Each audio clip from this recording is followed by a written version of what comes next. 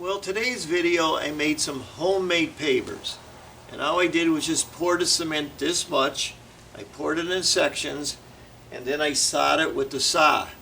Now they used to have mulch up against this, and it was a big fire hazard. A neighbor of mine threw a cigarette butt in the mulch one time, almost burnt the house down. And mulch gets bugs, so I wanted to get rid of the mulch and put this fake sidewalk in, I guess you could say. And I'll explain more at it. Let's look at what it looked like before I started. Alright, this is the project over here. We got to get rid of all this mulch and everything, and these steps are all caved in.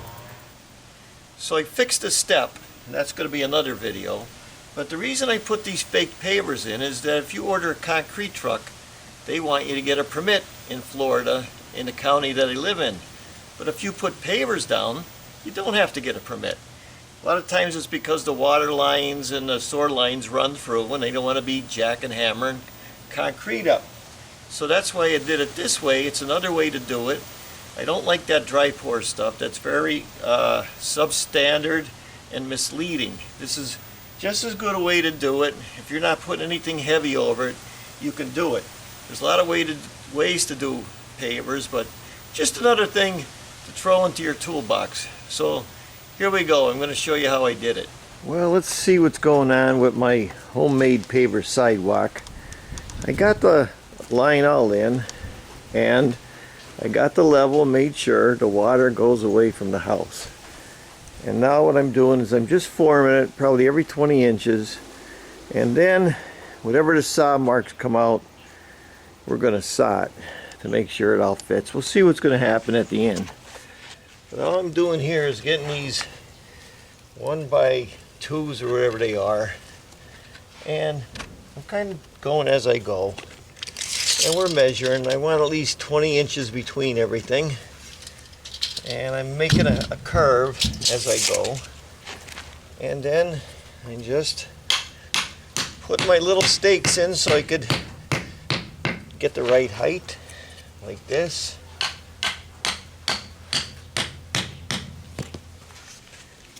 And then I'm just getting the right height,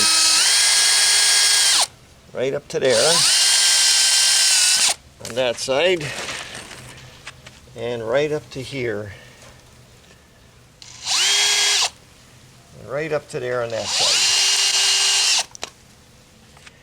And just to make sure we got our level here, that would be level, so you can see the difference there. You got a good pitch on it. The water's going to go this way. So here's what I'm going to do. I'm going to use this Quikrete. It's pre-mixed. Just add water. It tells you what to do. And if you read the directions, it's going to tell you add water and mix thoroughly. Don't be listening to the dry pour people. You got to mix it thoroughly. So I'm going to put it in here.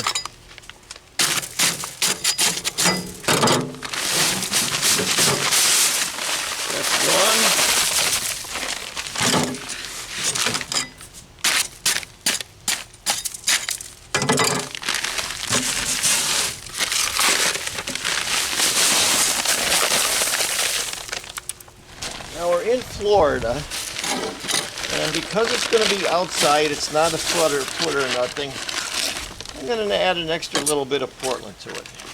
A trowel and a half for 2 60-pound bags.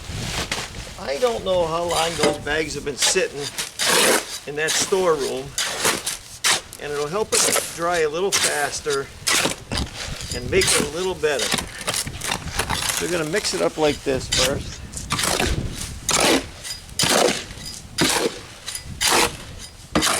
Right, and then add the water, like the directions say, and mix it thoroughly. No big deal.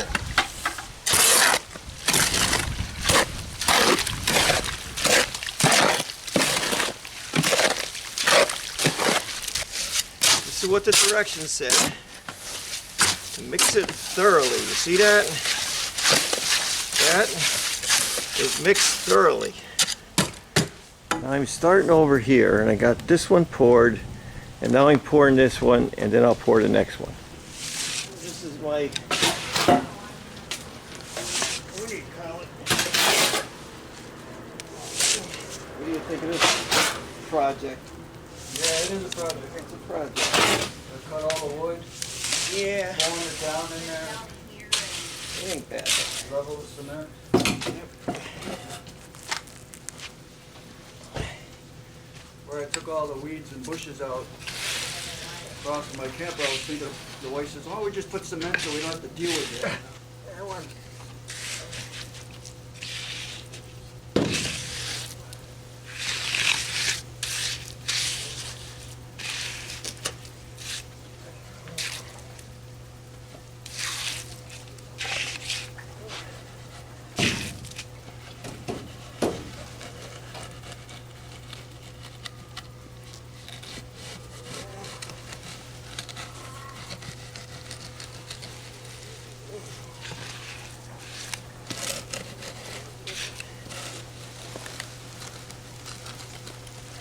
Okay. What's that?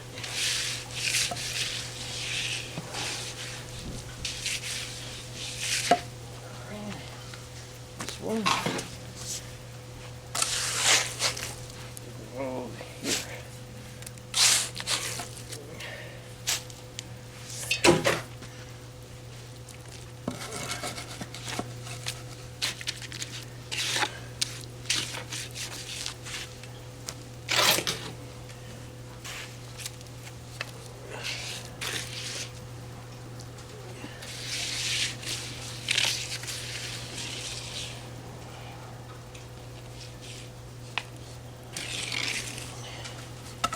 We get our edger.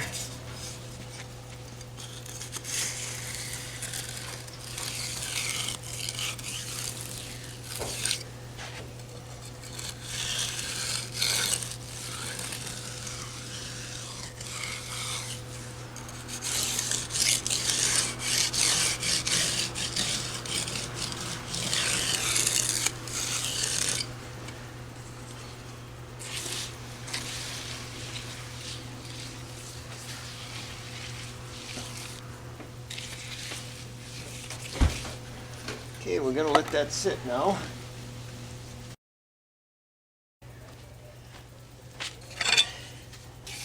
So, that could be almost considered ready. Don't hurt to be a little wet like that. Over here one more time.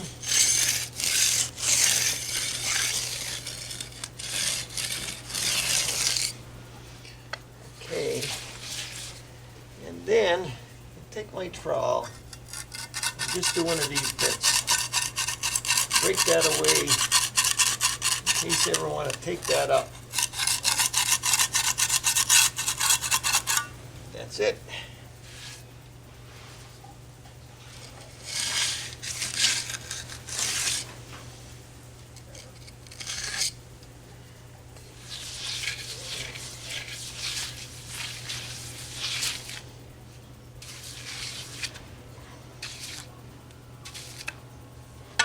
That.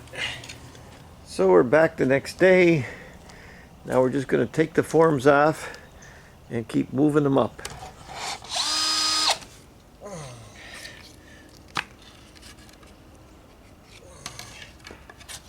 Right now, I'm doing every second one.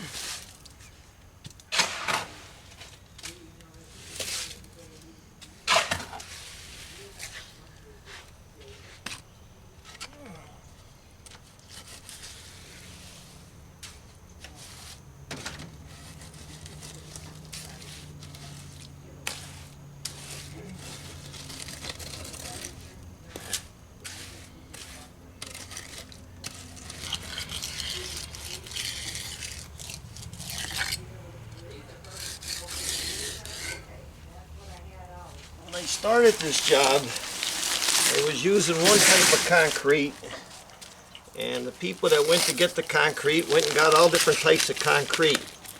So I'm not just using one, I'm using all of them, and they're basically all the same. So I just want to make that point. When it's all done, you'll see there might be a variation in color, but basically it's all the same.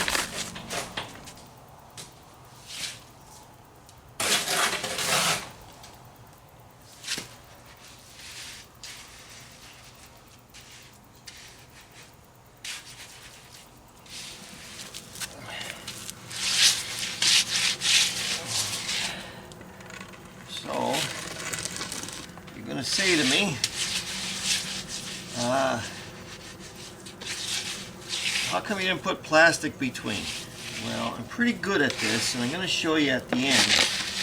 I'm going to saw through it, and I think that'll answer all your questions. Now we want to get the edger here. You don't push down on it. Remember, let it float on top. You want it right even with this. See? Right even with that. And I got a little thing down here. I just kind of scrape it over there. See that? That fills that hole in. Just like that. Not a big deal. Just got to practice a little bit, that's all. Then I'll run the saw through it later. See if we got a little hole here. There.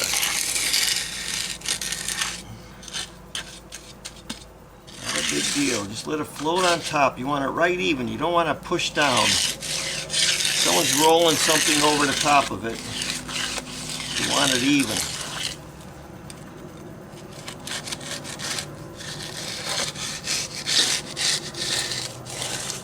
Over here we got a little hole. See it? You just kind of drag it over there like that. Put the hole in. Again, drag it a little bit.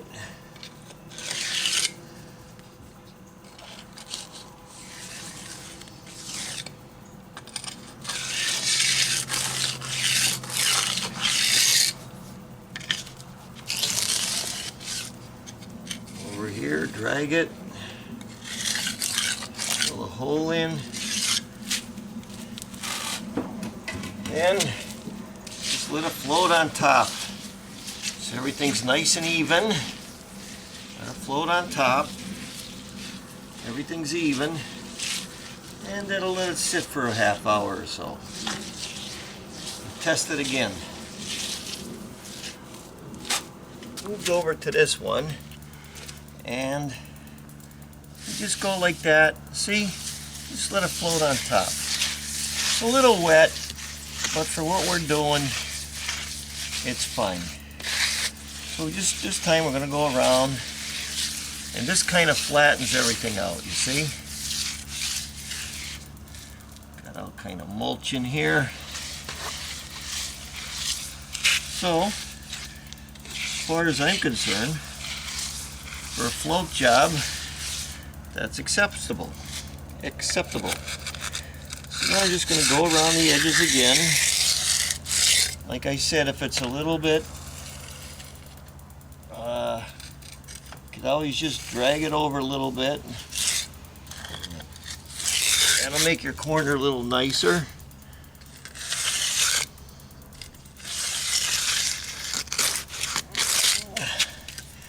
Over here, same thing with this corner. I'm just going to drag it over, and that'll complete the corner. You see? No big deal. Take your time. If it ain't ready, just wait another few minutes and do it again. Now that's ready as far as I'm concerned. So I'm just going to go over it like this. At one time we used to leave these marks in like this. The swimming pool people told me don't do that because people stub their toe over it, so I stopped doing it. Now, it's all pretty even. It's all pretty even. My corners are good. I'm level. This corner a little bit more.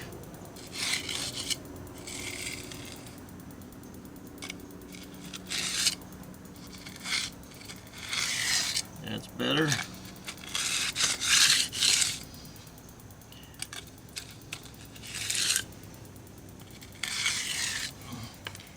And then my finish, real lightly, they call this a float because you want it to float.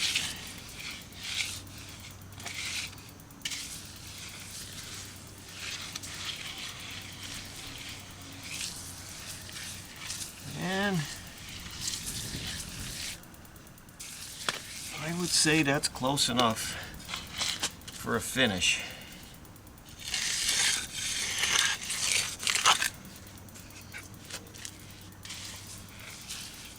It's a little wet, but that's good enough for a finish. And we're getting up our forms.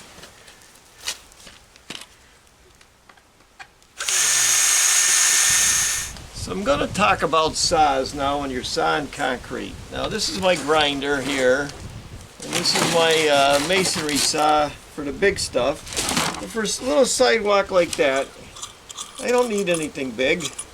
All I'm going to do is use a regular 7-inch saw here, and I'll go buy one of these saw blades like that. And this one's a little different make, but just get the saw blade, and it has the way it's going to go. And I put it on, put my parts back on, tighten her up.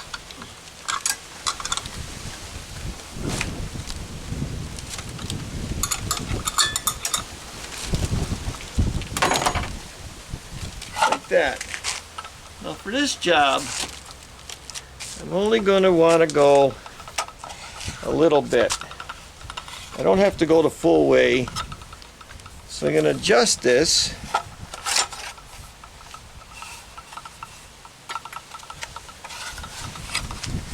To where it's only about that much showing. That's where I'm going to hold that.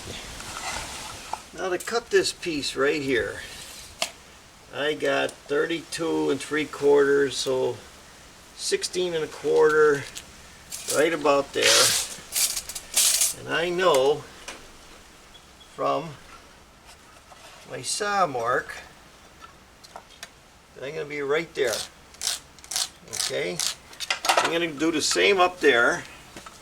So I got my mark here for the chalk line. And I'm going to go way up here.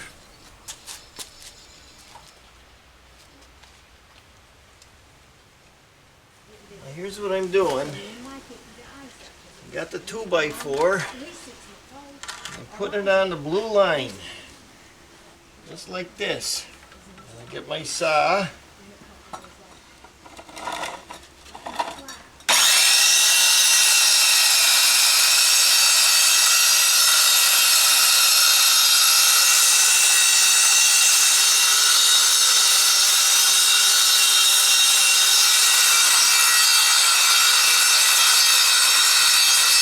I did all that cutting and hardly even used anything on that blade. That blade cost me $17. Let it dry up and the job is done. Well, our sidewalk is pretty much done, but here's some existing concrete that kind of doesn't match. So what are we going to do about that? So I'm going to go over here and turn it upside down. It's Portland cement, okay? It doesn't matter what type it is. And I'm going to take some of this Portland and put it into a bowl, just like this. And we're just going to add some water to it. Like this. Stir this up into a paint.